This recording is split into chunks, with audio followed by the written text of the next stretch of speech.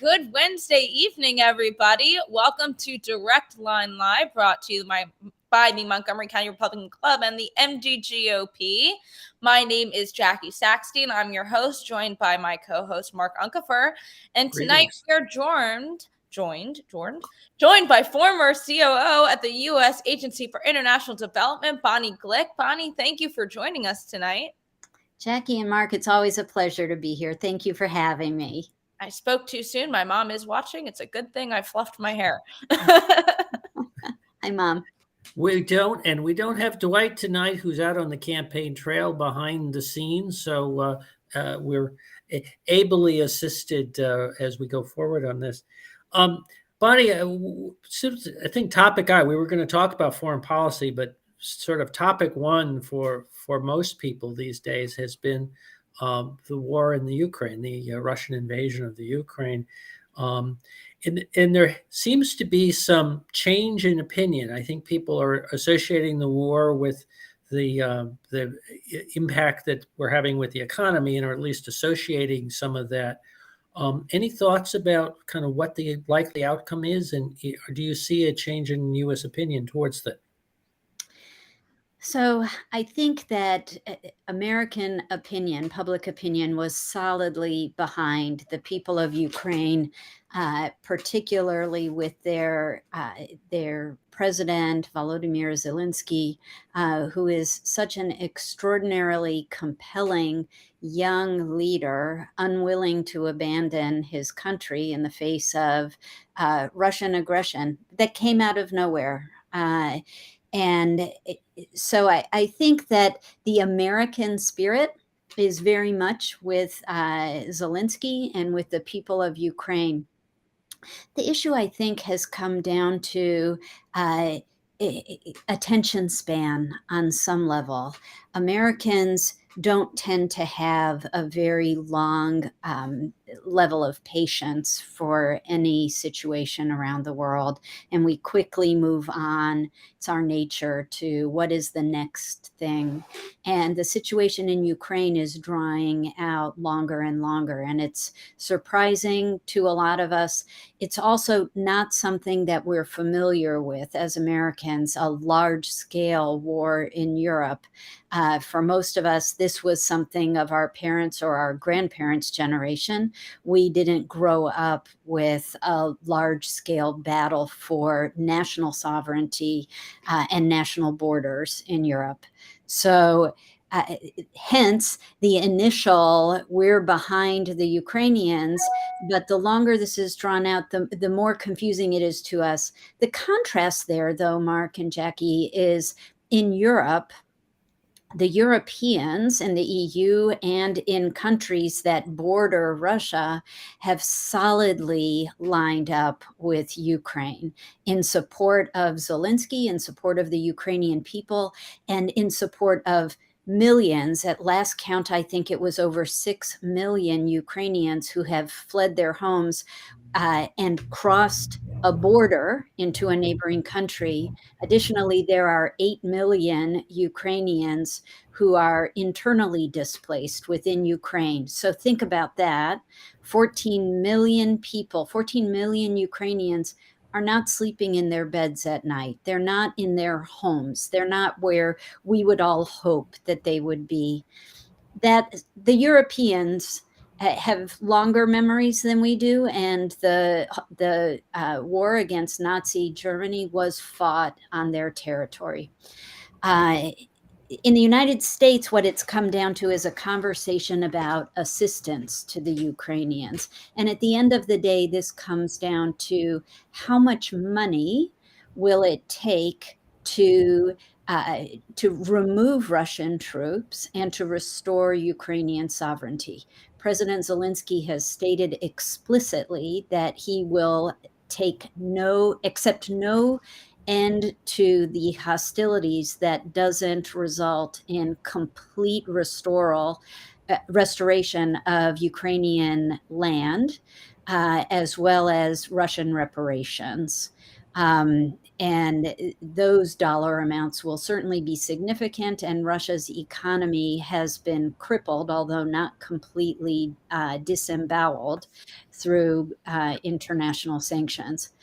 In the United States, the Biden administration has proposed a series of aid packages to Ukraine, and this is a source of some contemplation and a little bit of consternation, particularly among Republicans. And I think. Well, let's look at what the timeline is. The Biden administration initially requested $1.3 billion for Ukraine, broken down into largely two buckets: $800 million for military assistance and $500 million for humanitarian assistance. $1.3 billion is a pretty big number. But what it really meant was the United States is showing up. We're showing our solidarity with the Ukrainian people, and there is a substantial need for weapons and for defenses. And then, of course, there's the humanitarian needs that we're seeing. 14 million people not sleeping in their beds at night. But over the course of 1 week, that $1.3 billion somehow changed to $33 billion. And then 1 week later, it became $40 billion. And understandably, people who are responsible for taxpayer dollars and appropriations of those dollars started scratching their heads and saying, where did this $40 billion figure come from? What is it going for? We need this broken down for an understanding of where the United States is going to be supportive of efforts in Ukraine. Cynics might say that the $40 billion was such an enormous number thrown out by the Biden administration in an effort to drive a wedge between Republicans. Because what we saw in the overall vote was 57, I think it was, Republicans voted against the funding in the House, and 11 Republicans voted against it in the Senate. It wasn't because they're fundamentally opposed to helping people on the other side of the world. America is the most generous country in the history of the world. It's that they were concerned about this dollar amount and what the $40 billion actually meant. So a cynic might say, the administration threw out the $40 billion request in an effort to drive that wedge between Republicans at a time when the Democrat Party has lots of wedges. And it is cleaving apart at every possible seam, and the Republican Party, by and large, is united. There are people who would argue that there's a Trump wing and there's a never Trump wing. I would argue that the Republican Party is probably more united than it's been in a very long time. And so you have the cynics who will say that this was something that the Democrats were deliberately trying to do. I think at the end of the day, it is very reasonable that Republicans voted against the aid package with that stipulation of what's the $40 billion for? Congress is the oversight body.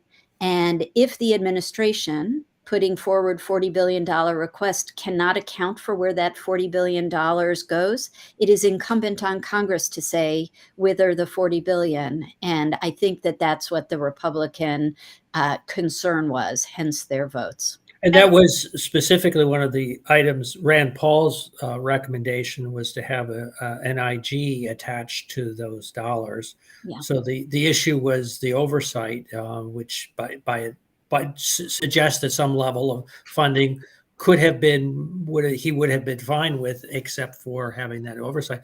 One way to look at this though is as well, and you've obviously addressed on the sort of long-term nature of this.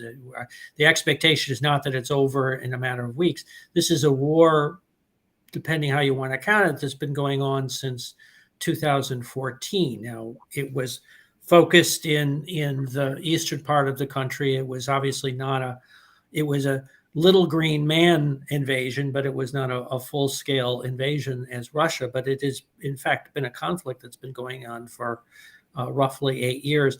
Is that perhaps something we should draw out from your remarks, as an expectation that things may take a while before we get the ultimate outcome? So Russia is in it to win it. And it actually goes back even earlier, let's say 2008, when Russian troops invaded and continued to occupy portions of Georgia. Right. Georgia and Ukraine were both parts of the former Soviet Union. And by the way, very prosperous parts of the former Soviet Union. So Ukraine was always referred to as the breadbasket of the Soviet Union, providing natural resources and food. And Georgia was a great source of food products, fresh foods, and transportation in a way that wasn't as substantial in other republics of the Union of Soviet Socialist Republics. It's Russia and Vladimir Putin have a plan for and an expectation that they will reclaim much of the territory that was part of the Soviet Empire. So building on your former point, Bonnie, where this is, you were saying this is the kind of war that we really expected out of previous generations. And this is the first time that we've seen a war basically play out on television, which in some ways can be very disconnecting when you see it on TV. The second you turn off your TV, I don't have to watch it anymore, I don't have to see it anymore. But that first couple of weeks, or almost first month of Russia's invasion of the Ukraine, it was all that was on the news. It was everything you were seeing. It was live, minute by minute coverage of everything that was going on. And you got a lot of that sympathy from the American people saying, oh, yeah, let's, it's okay if our gas prices go up a little bit. We need to send help. We need to help these people. But now it's not what you're seeing every day. Other news has taken over. And yes, there is, like you said, there's still 14 million people not sleeping in their own beds. But then you also face that, well, what about what's going on here, right? We have a baby formula shortage. We have gas that is through the roof. Everything pricing is through the roof. And we're sending $40 billion to another country. Well, how about the people in this one? So that fatigue sets in. And as much as human beings, we feel for those suffering on the other, in Europe, we also feel for those who are suffering on our own shores. And it makes you question, is it our job to assist other countries when we have our own people who need help as well? So I would argue, Jackie, that it is our job to help people around the world. Again, it goes to who we are as Americans. We're a country of immigrants, for starters. Everybody came at some point generations ago or current from other countries. And the aid budget of the United States, disasters, even natural disasters accounted for, is less than 1% of the national budget. Probably a lot less now that the Biden administration has so inflated our national budget. The issues that you raise are very interesting ones that are domestic problems here. The baby formula shortage and the gas prices, those are less about funding and more about overregulation, I would say. And so I think that there's a disconnect, and Americans are quick to put together, how are we giving $40 billion to Ukraine if we can't get baby formula in the United States? It's not that we can't pay for baby formula. It's that the FDA sent in marshals to shut down the baby formula manufacturing in Abbott Labs in Michigan because there were less than 5, I think 4 cases of contaminated baby formula, and they shut down the entire industry, leading to stockouts in basically every store and pharmacy in the United States. That's an unacceptable exercise of government overstretch and government overreach. That's a regulatory issue. The gas price hikes, which, yes, they're through the roof. This is ludicrous. Biden would have us believe that it's Putin's gas price hike. That's absolutely nuts. He declared on day one, during the election campaign, even before he won, a war on American energy independence. And by shutting down the Keystone Pipeline, by declaring that oil companies are greedy executives as opposed to a government overreach, that's what has led to our sky-high gas prices. And we get less than 5% of our oil and gas from Russia. And yet he's using Putin as the excuse for his government overreach. And then, of course, the burst of inflation that we had preceded the Russian invasion. It's just not as though it began in February. Let me just kind of go back to one of the issues that is worth thinking about, which is that during the Obama administration, I think you could argue that their sort of strategic calculus was to placate Putin in hopes that he would participate with the U.S. efforts for a Iran nuclear deal. I think in retrospect, it probably wasn't and we looked to draw it out. We looked at the other way at a number of the more hostile, more belligerent moves by the Russians because we wanted to get their support there. What was that? Now, I'll give you a softball question. Was that a good bargain for us to have made? Mark, it's almost like you can't write a sitcom that is as absurd as the Iran nuclear deal. Apart from in the first Iran nuclear deal they called JCPOA, whatever that stands for, the Iran nuclear deal was a disaster, allowing Iran to have access to nuclear weapons grade uranium and material within a short period of time. I think it was 10 years before. But of course, they would have international observers watching what the Iranians were doing every step of the way.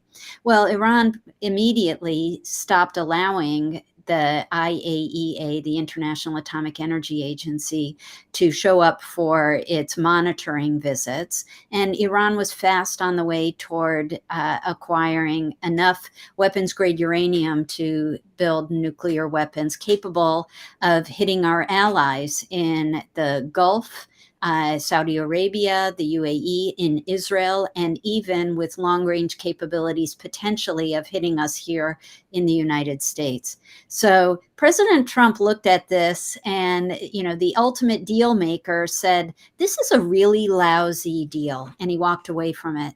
Biden campaigned. To the extent that one campaigns from one's basement, he campaigned on re-entering the Iran nuclear deal as his foreign policy priority. Leave aside that President Trump had made peace in the Middle East with 4 new countries, and all of whom were concerned about an aggressive Iran and a resurgent Iran.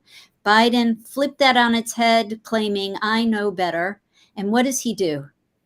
He enlists the Russian ambassador in Vienna, which is where the International Atomic Energy Agency is based. He enlists the Russian ambassador to negotiate on behalf of the United States with the terrorist mullahs from Iran. You can't make this up. It's truly like a bad sitcom. Why would we ask Russia to negotiate for us with Iran? We're not going to get a good deal out of that. So, Right. yes, thanks for the softball, Mark. Not a good idea to re-engage with the Iranians. Even worse idea to ask the Russians to do it on our behalf. Especially when called back, we're sending money to the people that Russia is trying to invade. They're not exactly happy with us at the moment, I would imagine. You think? Do you have any predictions on the eventual outcome as to what will happen in the Ukraine? Sort In of the Ukraine. longer term. Yeah. So, I can predict, but it's with a little bit of prayer associated with it. I hope they take out Putin. And I think that whether it's the generals in Russia who ultimately have a coup of some sort, if it's the oligarchs who are many of them now outside of Russia because they're freaking out that one, their fortunes are gone, and two, they're in somebody's crosshairs everywhere they go. Uh, I hope and I pray and I imagine that could be a scenario. Equally, I hope that the Ukrainian people continue to be brave and protect their great president, because if, God forbid, something were to happen to Zelensky, I think a lot of their efforts start to fall apart. He is a tremendous unifying force who has stood up to one of, not the only, but one of the world's biggest bullies, and said, pound sand. We Ukrainians will not be taken over by you. So let's play that scenario out. And let's say that they do take out Vladimir Putin. Is that like you cut off the head of the snake and then another one just grows back on? Is there somebody waiting in the, obviously we don't know. Is there someone waiting in the wings, or is this a chance for a new Russia? Is this a chance for maybe not democracy, but something a little bit less stringent than what they have going on now? Look, I think, we do not have, I don't know that there is a natural replacement for Putin. He does not tend to focus on succession planning. And they don't have free and fair elections.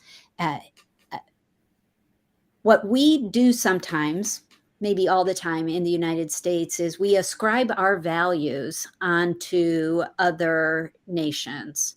And the Russian system of government that the Russians are used to, which is both an autocracy and a kleptocracy, is not the same as ours. So assuming or even hoping that Russia will suddenly become a democracy and will have a leader who is more focused on engaging with the free world is not something that we should plan for. We should always, I think, with Russia, and historically, this has always proven to be the case, we need to watch warily. If someone rises and seems like he or she is a future Gorbachev, as opposed to a future Putin, we're in better place. Gorbachev, you may remember, was the one who opened the Soviet Union to the West, started allowing for more information flow across borders, and ultimately was the leader under whom the Berlin Wall fell and the Soviet Union began to fall apart. So, but who knows? Gorbachev also had a legacy history with the KGB. So we don't know well in open discourse what the future holds for Russia. And we've seen that in a number of other countries where we had expectations for, quote, regime change, where the hopes for a transition were effectively dashed. But let me just change to the other side of Asia and focus a little bit on China. What do you think the Chinese are making of all of this situation in the Ukraine? Xi Jinping in China is watching very, very carefully, keeping very close track of every mistake that Putin is making, every single misstep that he makes, both in battle as well as in international relations, so that he will not make those same mistakes when he invades Taiwan. And the calculus that he has going right now is, will I get crushed? Will the West engage? Will Taiwan's allies rally? I put allies in quotes because there are only like 14 countries in the world that recognize Taiwan as an independent country. We in the United States have official diplomatic relations with the People's Republic of China, but we maintain a policy of strategic ambiguity as to the future of Taiwan, meaning we're not letting on to the People's Republic of China what we'll do. President Biden just announced while he was in Tokyo that if there is a Chinese attack on Taiwan, the United States will send forces to protect Taiwan. And then the White House immediately began to walk that back as who knows what. In truth, maybe that's part of the strategic ambiguity. The difference between Taiwan and Ukraine, though, is Taiwan is the 8th largest economy in the world. Ukraine is a developing country. So the impact on the rest of the world, leaving Europe aside, the impact on the rest of the world from an invasion on Taiwan would be felt much more like a broadside than the invasion of Ukraine. Ukraine is a very sensitive topic for Europeans and for NATO, so to include us and the Canadians as well. But it's not going to impact the ability of a shopper in Brazil to buy electronics. Taiwan's TSMC, Taiwan Semiconductor Manufacturing Corporation, is the largest, I believe, semiconductor manufacturer in the world. And MediaTek is the second largest semiconductor manufacturing company in Taiwan, and it is also quite sizable. So if the world, which was already suffering from a chip shortage last fall, gets hit with a TSMC going offline, the electronics capability in manufacturing all over the world will evaporate. And so the global implications of a Chinese CCP and People's Liberation Army invasion of Taiwan is really tremendous. And I think that the president, I appreciate his comment on U.S. ground troops in Taiwan. I think that Xi Jinping should never be under the illusion that he should even contemplate an invasion of Taiwan. Now, I do notice when you started your answer, you did say when China invades Taiwan, not if. So you think this is just a matter of when it's going to happen? Xi Jinping would say yes. I think he views, and as has every Chinese dictator, views Taiwan as a renegade province. We've seen Xi Jinping clamp down on Hong Kong and the one country, two systems that was set up for Hong Kong to operate with a modicum of independence. So I think that he has Taiwan very clearly in his sights. And I said when, because I do believe that he has a timeline in mind. And that's what he's looking at Russia to determine. What does my timeline as Xi Jinping look like? But I would say that if the Chinese Communist Party, the People's Liberation Army, and Xi Jinping are seriously considering an invasion of Taiwan, they have to know that the world will rally, and it will be ugly. So, switching gears a little bit to another election and I mean, to me, it feels like Israel has an election every 2 weeks, but Israel does have another election coming up. So, can you speak a little bit to that and what the implications of that election could be, whether that's with the Iran nuclear deal or with anything else going on with the balance of the world? Help me here, because have they declared new elections? Yes, so I believe it was one of the members of the ruling party resigned.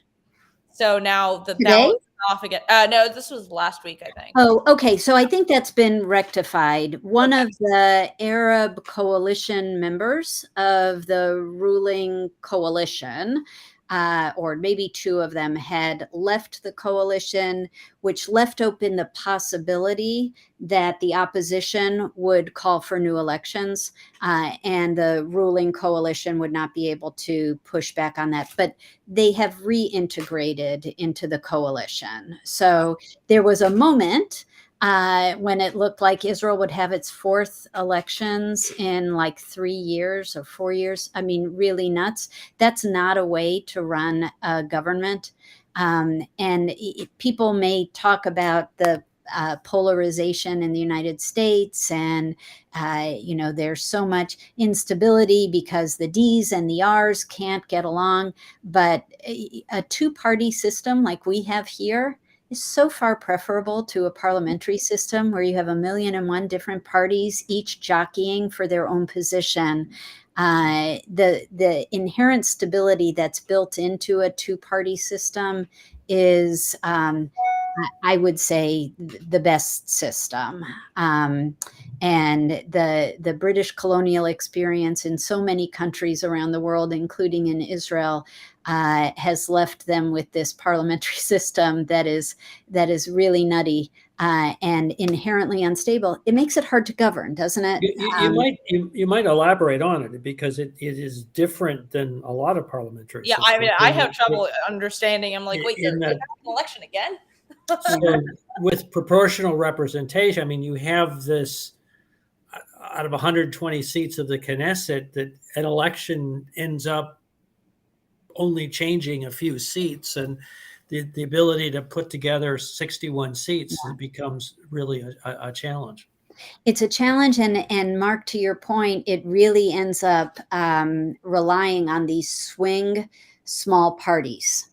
And that's where the instability lies. In this current coalition, the swing small party was this coalition of Arab candidates, an Arab slate, that the coalition became so weird. It was because Israel is not, representation is not based on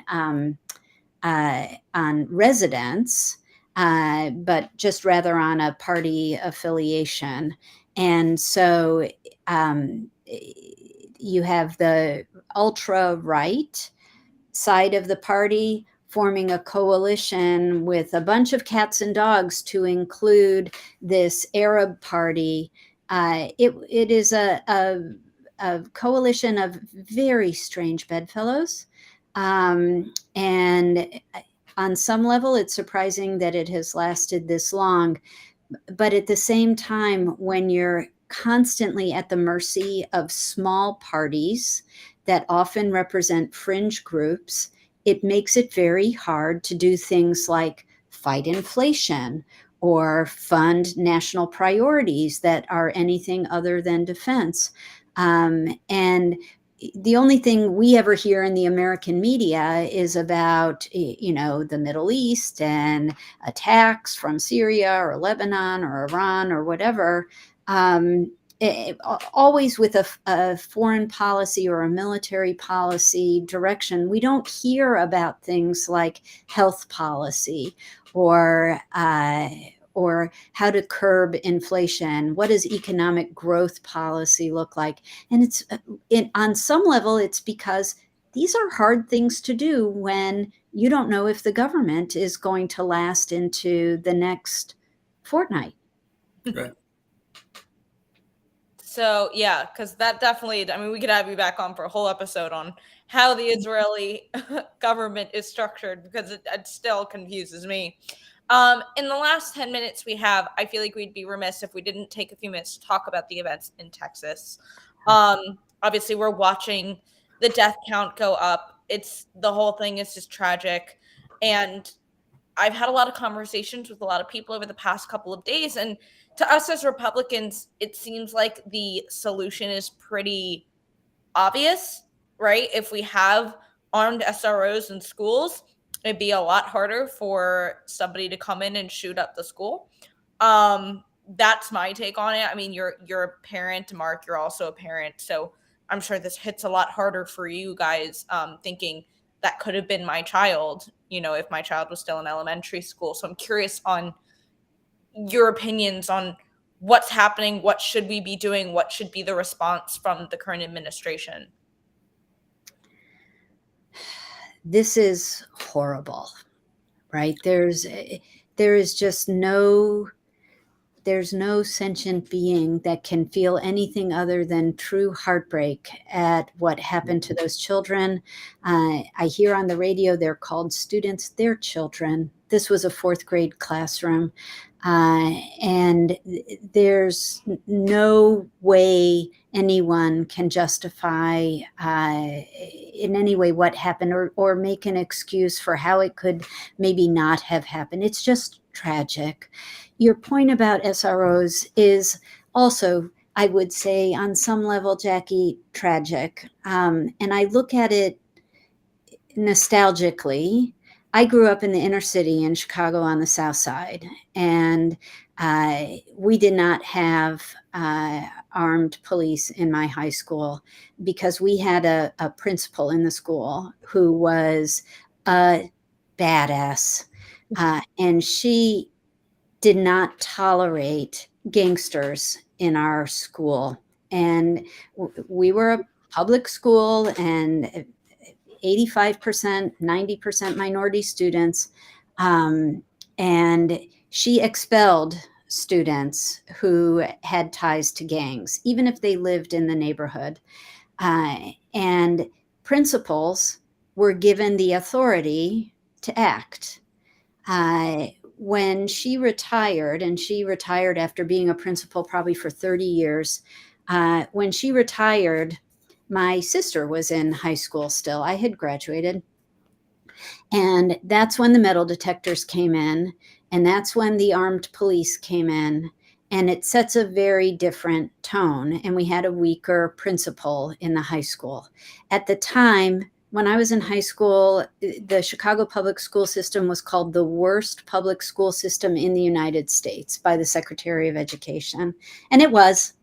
Our teachers regularly were out on strike. My senior year in high school, I missed 6 weeks of school because of strikes. It is a system that is weakened by teachers' unions. But principals, whatever you want to call them, management, principals were given decision-making authority, and they were the ones who knew their schools best. And I feel like there's so much red tape and bureaucracy and political correctness that surrounds school management these days, and the teachers' unions have become so all-powerful that the role of principal as the one who drives the school has lost its effect. And a principal should be the one who decides if there are SROs, not a county government, not a city government. A principal knows what's best for her school. And to my mind, there are places that don't need SROs, and there are places that don't need metal detectors, but there are places that do need them. And the purview should be of school administration, and the administration should be unshackled and allowed to run schools for children, not for teachers' unions. Mark, I'm curious your take as well. No, I would agree. I also agree with the point that it's, you can't operate all schools to anticipate what is the absolute worst case scenario. And I would hesitate to say that even having SROs, I mean, SROs, where it's appropriate, have a role, but I wouldn't suggest that they can be a perfect deterrent to essentially a madman, which is kind of what we're experiencing, a madman coming in and wreaking havoc in the schools, because you don't have that perfect, you just don't have that perfect security to be able to accomplish that. So unsurprisingly, this event has brought out, including from the Montgomery County government, and this was their official statement, the calls for gun control. We're also seeing calls on both sides I've seen for mental health services. And I do think that something has to be mentally broken in you to shoot up an elementary school, or any school for that matter, but to shoot innocent children. So I think those are the other two things that we're facing as well. Of course, the renewed call for gun control, which, I mean, again, Bonnie being from Chicago, you know that having the strictest gun laws in the country doesn't necessarily mean that bad people with guns won't get them. And then, of course, mental health, which I think is something that, particularly with the pandemic, has become more front of mind for a lot of people. And I think it's something that both sides would agree on, that mental health services are useful, though maybe not necessarily going to stop all gun violence ever. Do you guys have opinions on either of those two things? Well, I certainly agree with you. I mean, and I have no idea, obviously, about the mental health. We just don't know very much about the perpetrator of that incident. And even if we did, I'd hesitate to try and generalize based on a single incident. But I think you're right. It's one of the unfortunate consequences of the lockdown has been the strain that mental health of people's mental health, of being isolated so much. And I think it's just one of the many sort of collateral effects on healthcare that we've had as a result of the COVID. I mean, there was a balance, and that's ended up happening. But again, I hesitate. This one of the things that's a challenge is this tendency to try and pigeonhole the perpetrator and then draw these, massive, overgeneralized conclusion based on particular incidents. And I think we want to be careful to step back from trying to do that. I agree. All right. Well, I think that is, of course, a solemn note to end on, but an important one to keep in mind of the events that are going on at our borders, and just take a moment to think and reflect on that. But we will be back next week with another guest. Bonnie, thank you so much for joining us tonight. Thank you. And Mark, thank you as always for co-hosting with me. And Bonnie, we'll be seeing you around Western Maryland for the next couple of weeks. Yes. And Montgomery County. And Montgomery County too. Let's make that point too. Yes. And thank you to Jeff for guest running the board tonight while Dwight's out on the campaign trail. And thank you to all of you for watching. We will be back next week. Bye, everybody.